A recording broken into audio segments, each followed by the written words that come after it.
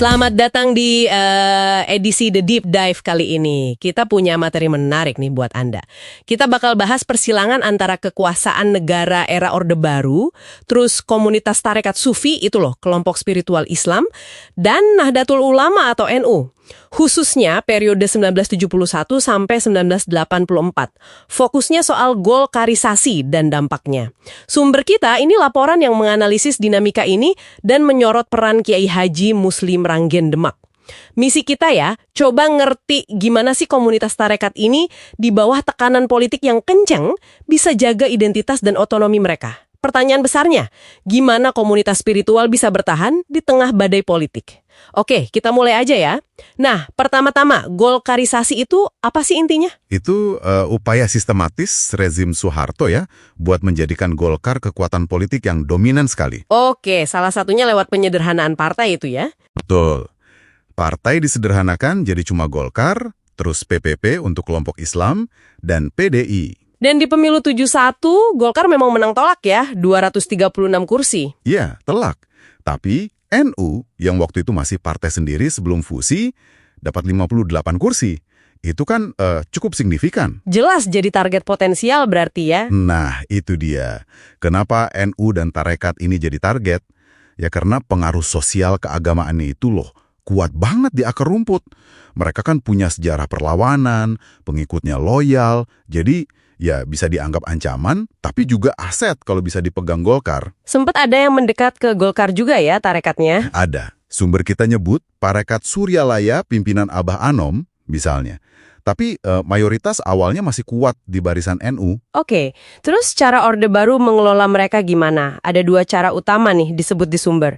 Pertama, fusi partai paksa 1973 itu, Partai Islam dimasukkan ke PPP. Yang sering dibilang kayak kandang oposisi ya. Biar gampang diawasi, gitu. Iya, persis. Terus yang kedua, ini yang lebih, keras. Represi. Kasus Komando Jihad, Komji, antara 76-80. Nah, soal Komji ini menarik.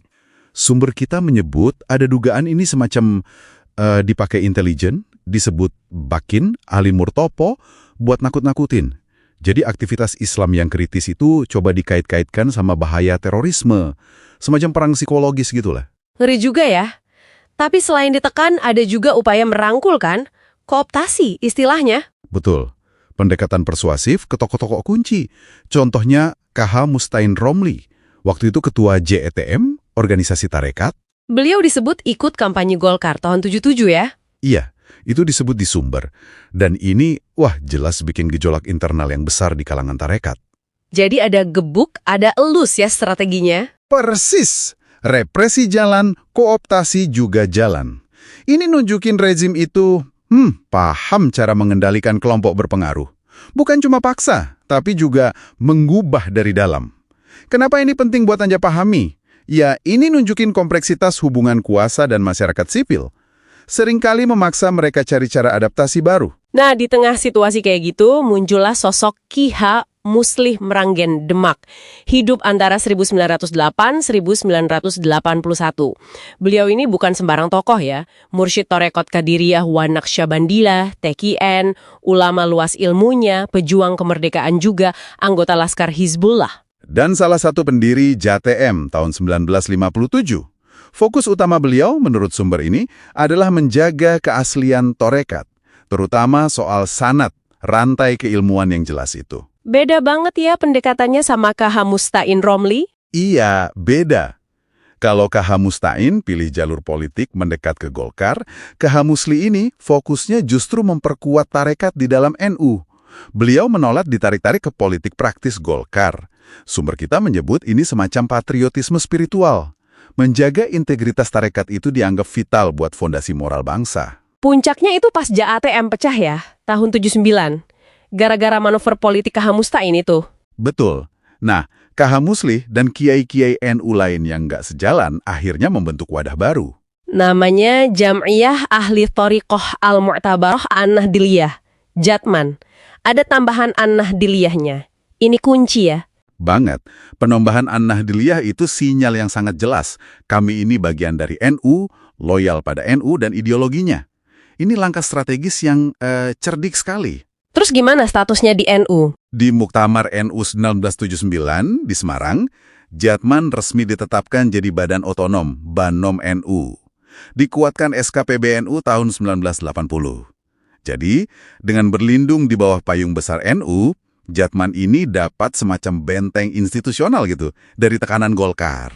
Jadi ini bentuk perlawanan juga ya, tapi bukan fisik. Lebih ke perlawanan spiritual dan institusional, memperkuat struktur internal saat ruang gerak politiknya makin sempit. Cerdas. Warisan Jatman ini terasa sampai sekarang kan berarti? Iya, signifikan. Mereka menjaga praktek tarekat yang otentik, yang sanadnya nyambung, terus memperkuat basis spiritual NU. Dan mereka bisa beradaptasi lagi pas NU memutuskan kembali ke Khitas 1926, tahun 84. Mundur dari politik praktis itu. Gimana adaptasinya Jatman waktu itu? Jatman kemudian mengembangkan konsep politik kebangsaan. Jadi fokusnya lebih ke menjaga NKRI, pembangunan spiritual bangsa, bukan lagi dukung-mendukung partai secara praktis. Jadi, apa artinya ini semua buat Anda yang mendengarkan? Ya, cerita ini nunjukin daya tahan ya, resiliensi, juga kelihayan organisasi keagamaan dalam merespons tekanan politik. Mereka bisa cari jalan untuk tetap relevan, menjaga identitas, meski jalur politik formal mungkin lagi tertutup.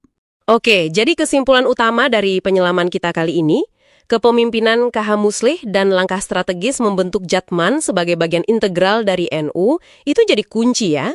Kunci bagaimana tarekat tradisional bisa bertahan dari tarikan politik Orde Baru yang kuat itu. Betul. Ini kisah tentang strategi institusional sebagai bentuk ketahanan spiritual. Nah, sebagai penutup, mungkin ada satu hal yang bisa Anda renungkan nih. Kalau dulu institusi keagamaan bisa beradaptasi sama tekanan politik model Orde Baru gitu, kira-kira gimana ya institusi serupa sekarang ini menavigasi medan perang informasi dan pengaruh politik di era digital, era yang serba cepat dan jauh lebih kompleks ini? Sesuatu untuk Anda pikirkan lebih lanjut mungkin.